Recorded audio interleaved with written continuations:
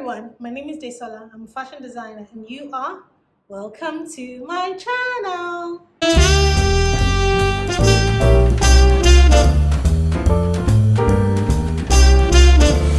Welcome to my channel. Welcome to Daisy's Wardrobe. If you're new here, welcome. And if you're an existing subscriber, welcome. I'm so happy to have you here. And if you've seen my videos before and you haven't subscribed to my channel, please do so. And put on the notification bell so that you know when I put up a new video.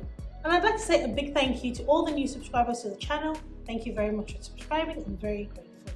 I'm an African-inspired ready-to-wear fashion designer based here in Lagos, Nigeria, and I've been in business for 10 years. Here on my channel, I talk about being a fashion designer, running a ready-to-wear clothing line, running a business, all things fashion. And sometimes, once in a while, I talk about my life. So in today's video, I'm talking about how to market your ready-to-wear clothing line to make sales. So like I said, I'm an African-inspired ready-to-wear fashion designer. This is my store.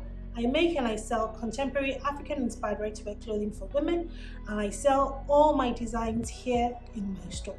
And in this video, I want to talk about how I have marketed or promoted my ready-to-wear clothing line over the last couple of years. There's no hard and fast road to marketing your clothing line. You know, when it comes to marketing, things change every single time, and you have to also be willing and ready to change with the times as well. So a strategy that may have worked for me 2 years ago, 3 years ago, or even a year ago may not necessarily work for me now. But there are some strategies that will always put you in the best position to attract the right customers to your business. A lot of people think doing ready to wear is the easiest part of fashion design, or people that run ready to wear clothing brands have it very easy. It's not true in any way. At the same time, you find people who have ready to wear clothing lines and they are not making sales in their business, and they result to either leaving the business completely or they find other means of income and make it a side business. So if you're watching this video, I'm sure you definitely don't want that for yourself. So I will share some of the things that I have done over the years and I still currently do till this very moment to market my ready-to-wear clothing line. So the first thing I'll talk about is knowing your target audience.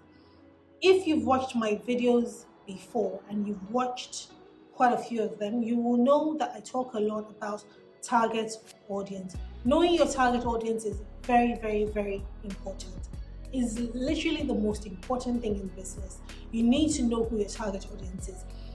Before you even start the business, you need to know who you're catering to, who you're supplying or making your product or making your clothes or making whatever it is, who you're making them for. You need to know that because that will go a long way to help you in your marketing. It will give you a customer persona of what kind of customers are going to buy from you. So what is target audience or target market? Target market are the kind of people that are going to buy your ready-to-wear clothing line. This ready-to-wear that you are making, your ready-to-wear clothing line, who are they targeted towards? Are they targeted towards children? Are they targeted towards men? Are they targeted towards women? Which of them is it? And when you come under women, what kind of women are you targeting? Are they younger women? Are they older women? Are they a certain kind of women? These kind of women, where do they work? What do they do? What kind of lifestyle do they live? These are the information that you will put together to use to market your business.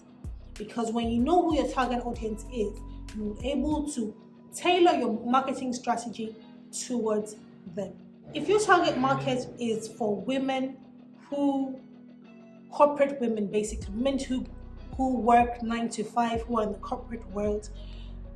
You're not going to market to women generally, or women who run businesses, or women who do whatever it is. It's like shoot and fail. So when you're marketing your business, you would want to market to women who are in the corporate world. They are the ones that will be more willing to gravitate towards your clothing line. The next thing is social media. So social media nowadays, social media is everything. When I first started my business 10 years ago, social media wasn't even it. If you had social media, it was Facebook, and it was just to contact your friends and just keep in touch with people you went to school with and all those kind of things. But now social media has taken over the world, and everything is social media. And the thing about social media that I've noticed is, in as much as social media changes from time to time, one thing still remains constant, and that is being consistent on social media. So if you want to promote your clothing brand, or your ready-to-wear clothing brand, or ready-to-wear clothing line on social media, you can't do everything. You can't pick all the social media platforms and market on every single one of them. Number one, if you're the one doing it yourself, you're going to burn out. Number two, even if you're hiring someone to do it for you, it's a lot of money. It's a lot of money. First of all, back to our target audience. When you know who your target audience are, you ask yourself, on what social media platform will I find these people the most? So when it comes to clothing, Instagram is the perfect platform to market your ready-to-wear clothing line. The people that I want to target, are they on Instagram? Most likely yes, because everybody is on Instagram. So Instagram is a platform that you will promote your clothing line on. Then you can choose another one. But you should have 2 platforms that you can promote consistently, that you can market consistently.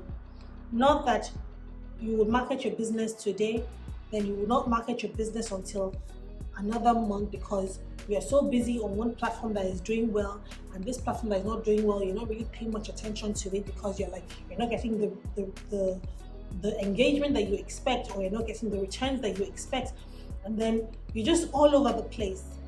So it's either you pick one or you pick 2 and you zone in on it and you market your business properly. I will probably make another video to tell you how to market your clothing line on one of these social media networks. Consistency is everything when it comes to social media. When it comes to social media, you have to be very consistent. Consistent in your posting, consistent in what you're delivering. Because people that follow you on social media, when you're not consistent, people don't take you seriously, and then you find people don't even follow you.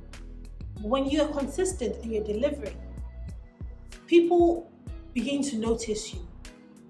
And in some funny way, the algorithm starts promoting your page in return.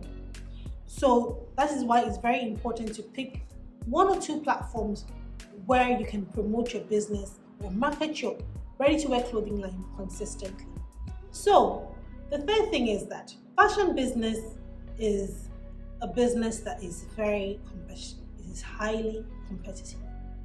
So sometimes you may wonder, how do I stand out? What can I do to make me stand out? And that's where you have to now think deeply and say, what makes me stand out? What do I know? What can I bring to the table that can make me stand out from the rest? What is it about my ready-to-wear clothing line that sets me apart, that would make people buy from me instead of somebody else? When you know what that is, then you have to zone in on it and make it known to everyone that this is what my business is about.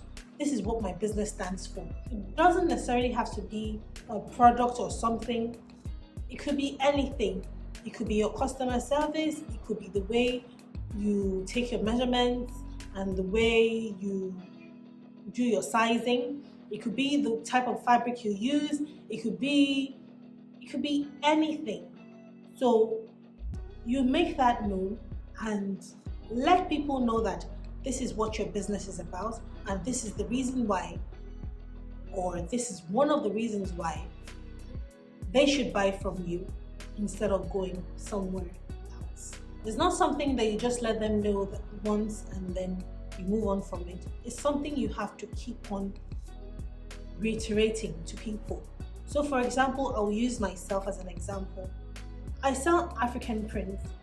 I sell ready-to-wear African prints for the last 10 years, and I make it known every single time. There were times in my business where I was tempted to move to other kinds of fabric because I felt I wasn't doing what everyone was doing, or sometimes I even felt kind of like ashamed because now African print is everything. Then people didn't give two about African prints, but yeah.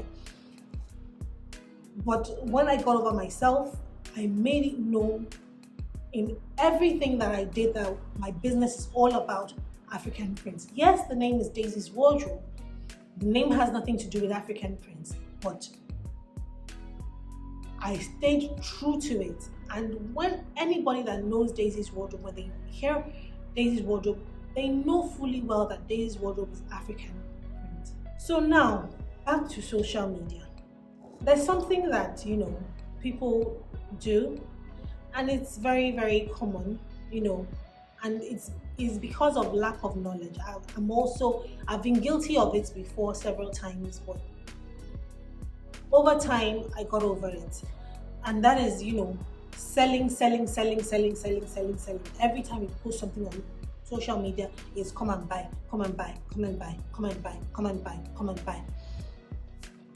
Yes, we're trying to sell our products, we're trying to sell our ready-to-wear, but at the same time, when you're too salesy, it's a turn off for people. People are not interested.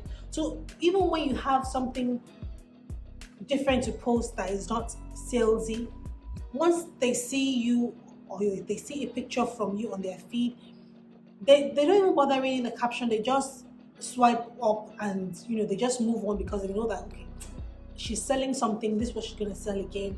So you need to mix it up, and that is called hard selling. So you need to mix up hard selling and soft selling. So what do I mean by soft selling? Soft selling is you trying to sell something to your audience and not making it too obvious that you are selling to them. So it can be, showing them an experience, showing them how something is made, how something is done, what something looks like, or what something would look like, the kind of feel they would get if this thing were worn to this place in this certain way, just being a bit creative about, it could be anything, just be creative about it instead of newest dress we just finished making, this is how much it is, buy now, last chance, tomorrow again, this next thing we're selling, this is the last chance, buy now. There's a difference. There's nothing wrong with doing that. You can do that, but you need to mix it up so that people don't get bored of you, because you find that people will start unfollowing you, or even if they don't unfollow you, they would ignore you, and your engagement on your social media will be very, very low. Another one is using influencers to market your ready-to-wear business. When it comes to influencers, for me, I don't know. I don't know. It works for some people. I don't know. It may work for me. I don't know. But I'll just give you my take on it. So basically, I don't use influencers. I've never used an influencer. You may have seen someone familiar on my page. Then they're not influencing for me. I didn't pay them. They're my friend, and that's about it. And they just decided to take a picture for me, and that happened only once. But I don't use influencers because sometimes when you go to influencers, some of them want you to give them free stuff in return for whatever it is they're doing for you. Some of them want you to pay for whatever it is they're doing for you, which is fair enough, which is fine. But in the early years of my business, and also in the time when my business was facing a lot of hard times, I couldn't afford to part with some of the kind of monies they were asking from me. And also, some of them wanted me to give them free clothing. I can't afford to give them free clothing because the clothes that I make, I spend a lot of money on these clothes, and I can't afford to give them out for free. They are not cheap garments. So if I give you for free to pay for this week, next week I'll give you another one. And my clothes take time to make because some of them are embellished, and embellishments take time. So it's very hard to give them out like that. So I never used influencers, to be honest with you. So what I did in return, I made my customers my influencers. So basically, when they come to my store, I have a physical store. When they come to my store and they wear the clothes, they look nice, I take pictures, I do videos, and I make them feel good about it. I let them know this is what I'm going to do, the picture and the videos. And thank God, when they wear them, they're always very happy. You know, they cooperate, they let me take their pictures. And I take the pictures and the videos and whatnot, and I put it on my Instagram. So sometimes, and yes, when I put it on my Instagram, people, they're not posts that do super well, but I don't mind because I put it out there as social proof. So what do I mean by social proof? When people come on my page and they want to do business with me and they're not very sure whether they should spend their money in my business, when they see people, videos of customers, pictures of customers in my store wearing these clothes and it looks good on them, and then, you know, my customer is a normal human being, just like them, just like myself. It's a lot more relatable and they feel a lot more comfortable to buy from me. So you find them sending me messages or coming directly into the store to make inquiries and then buy whatever it is they want to buy. So for me, that is how I use my customers as my influencers. So I don't go out to look for influencers to promote my business for me, even though people have asked me to do that in the past, but it's something that I've not been open to, and I've shared the reason why with you. So I hope this video was helpful for someone. I hope you got a thing or two from this video. This video, I've been wanting to do it for a while. It's been a very difficult video because marketing can be very tricky sometimes. But yeah, I hope you picked up a thing or two, or you learned a thing or two from this video. So my video for today is done. Thank you for watching. If you enjoyed watching my video, please give me a thumbs up and subscribe and put on the notification bell so that you know when I put up a new video. And I will see you soon. Bye.